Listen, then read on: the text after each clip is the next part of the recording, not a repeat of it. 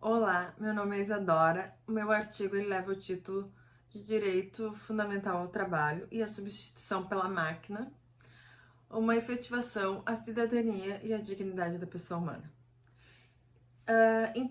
O primeiro ponto que eu acho importante é entender a diferença entre automação e inteligência artificial. A automação, essa palavra vem de autômatos e quer dizer mover por si só, em latim. Então, ela traz essa ideia de algo mais mecânico e repetitivo.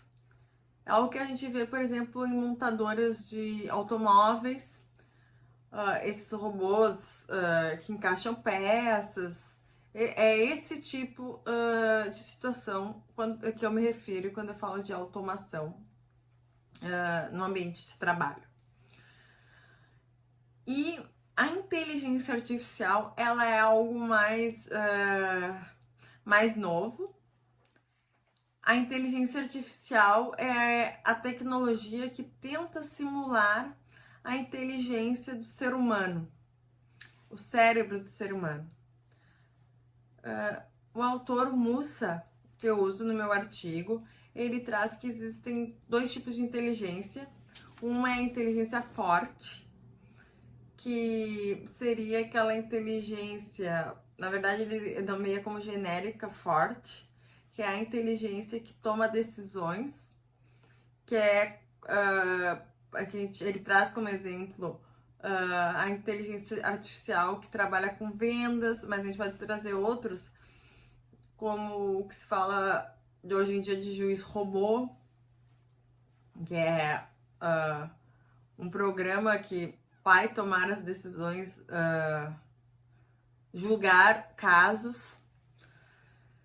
E também tem a inteligência estreita fraca, que seria aquela inteligência mais simples, que não toma decisão nenhuma, não toma grandes decisões, é algo que se assemelha quase à automação, porque é mais repetitivo e automático, que é, como exemplo, a gente tem o spam, que reconheceria um tipo de e-mail como um e-mail que irá para a caixa de spam. Então, a gente teria esses dois tipos de inteligência artificial mais automação nesse ambiente de trabalho. É importante a gente entender que quando a gente fala de direito fundamental ao trabalho, a gente está trazendo aquilo que aqui no Brasil a nossa Constituição de 88, a Constituição que a gente chama de Constituição Cidadã, que foi após o período de ditadura militar, e é a Constituição que está vigente até hoje. Ela traz o trabalho como direito social e que a gente pode dizer, sim, que direito fundamental. Essa nossa Constituição, ela traz não só, obviamente, trabalho como direito fundamental, mas ela traz todo um rol de direitos fundamentais que a gente se inspirou muito na Constituição alemã para elaborar.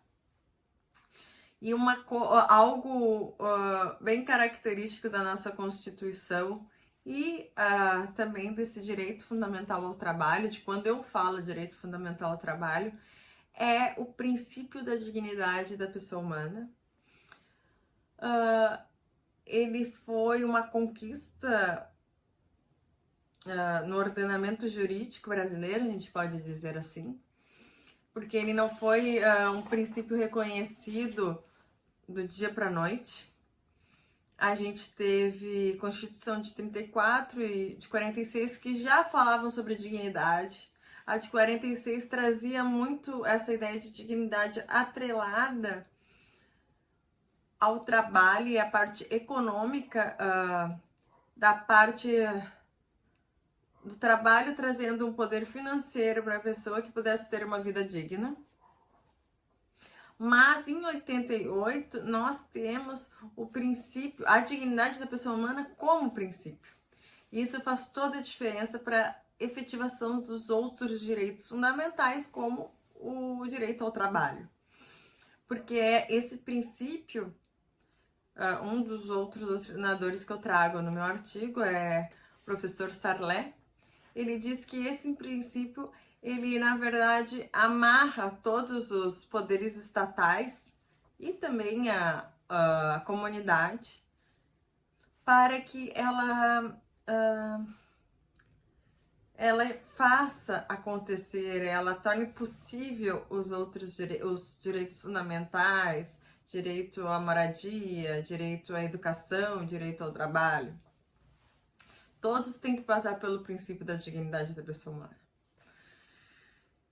E nisso, princípio da dignidade humana, tendo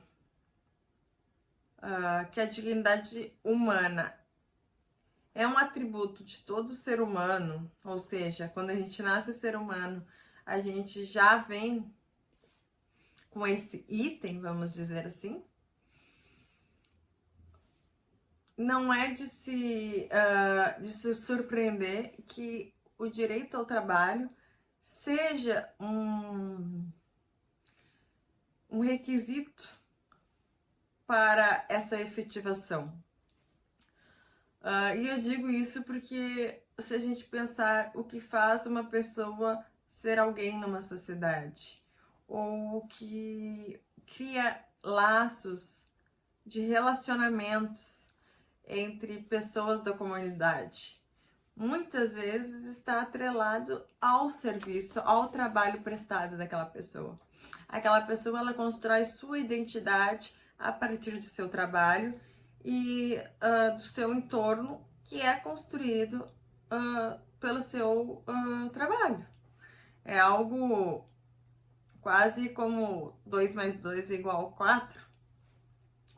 Então, o direito fundamental ao trabalho, ele é um degrau para essa dignidade da pessoa humana.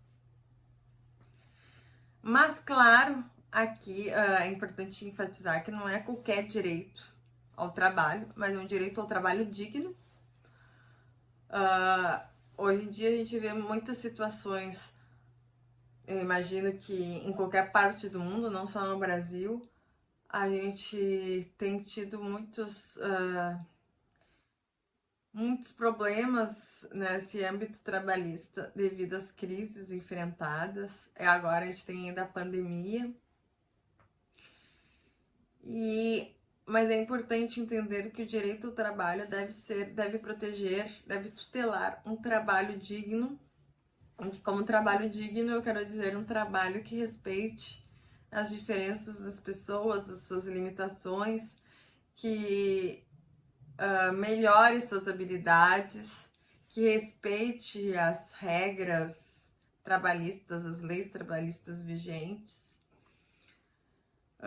tanto para o lado do empregado quanto para o empregador. Mas que além de toda essa dificuldade de crise, de coronavírus, nós também temos o que eu trouxe no meu trabalho. E eu quero dizer que eu trouxe no meu trabalho de modo realmente alarmista, como fala o último item no meu trabalho, que leva o título de diminuição do emprego, homem versus máquina. Não, eu sei que pode parecer algo meio hollywoodiano, mas realmente é para chamar a atenção, pois eu acho que antes eu falava que sim, estamos em tempo de discutir, eu acho que agora a gente já passou um pouco do tempo de discutir isso.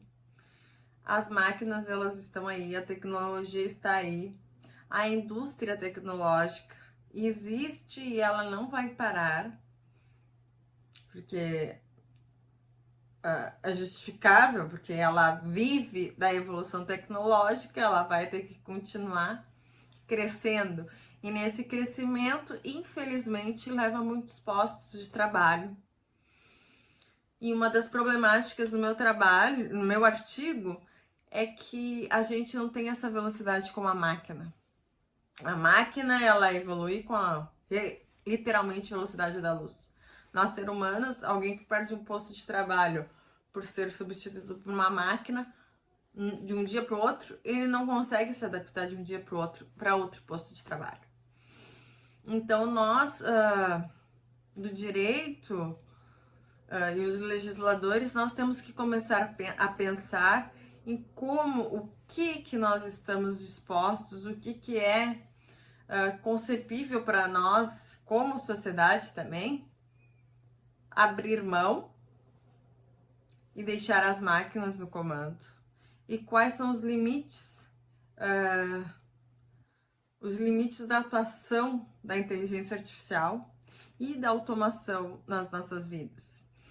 Eu falei antes do juiz robô, por exemplo, nós do direito estamos dispostos, ou até mesmo como um civil, eu estou disposta a que uma máquina julgue o meu caso? Ou médico, eu estou disposta a ir no médico e que um robô me diagnostique? Ou simplesmente eu quero ter aquele, o aspiradorzinho, aquele redondinho, parece uma coisa meio dos Jetsons. Pode ser. Agora, a gente tem que começar a se movimentar, nós temos que começar a discutir. Eu entendo que alguns avanços já foram feitos. Por exemplo, aqui no Brasil, esse ano, nós começamos com a Lei Geral de Proteção de Dados, porque além da inteligência artificial, automação, a gente também tem essa grande movimentação da sociedade em rede, dessa sociedade que está interligada o tempo todo. A gente existe no mundo real e também existe no mundo virtual. Então eu acho que é um passo que foi dado, mas eu acho que falta muito.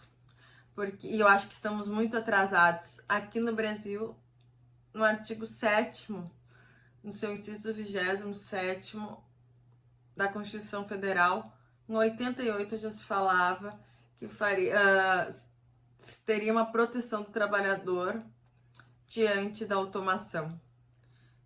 Eu, cada vez que chego num lugar, antigamente eram os bancos, os caixas, tudo viraram caixas automáticos. Agora no shopping, no supermercado, a gente não consegue ir se não tiver cartão de crédito, porque senão tu não tira o teu carro. E assim vai.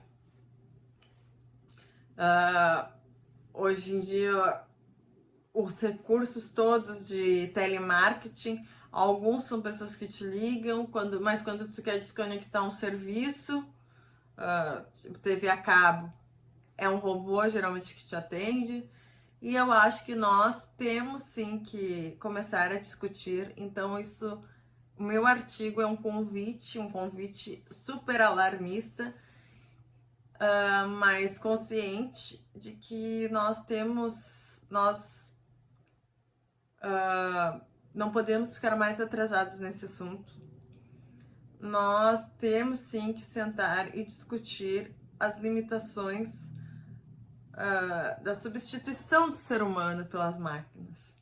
Se as máquinas não deveriam somente nos auxiliar, talvez alguns serviços perigosos e, como eu disse antes, um trabalho que não seja tão digno, sim, elas possam substituir no total, mas é algo que a gente tem que discutir. Então, agradeço a atenção. Espero que o meu artigo e aqui a minha fala, minha exposição, ela fomente uma discussão no nosso mundo acadêmico. E eu desejo que todos comecem realmente a pensar nisso. Obrigada, até mais.